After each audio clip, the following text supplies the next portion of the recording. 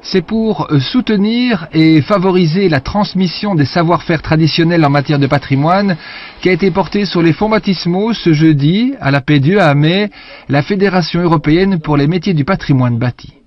C'est une renaissance, si on peut dire.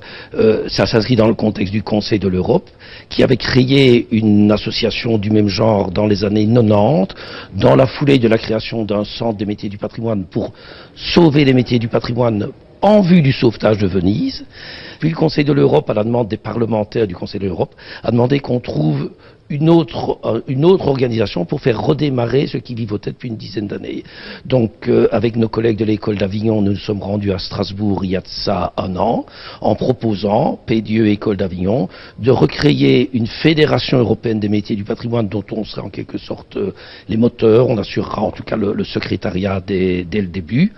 L'idée étant d'avoir une série d'associations de formation en matière du métier du patrimoine qui puissent échanger davantage et surtout travailler autour de projets communs.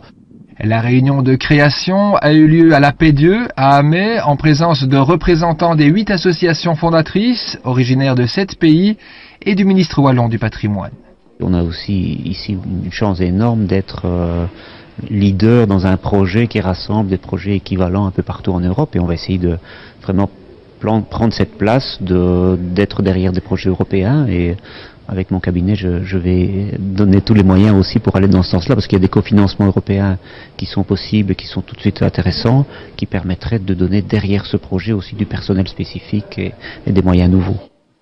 Le ministre du patrimoine a par ailleurs annoncé un de ses grands chantiers pour l'année 2012, la mise en place d'un système permettant, au travers des téléphones mobiles et des tablettes, la géolocalisation et l'accès à des fiches d'information de l'ensemble du patrimoine wallon.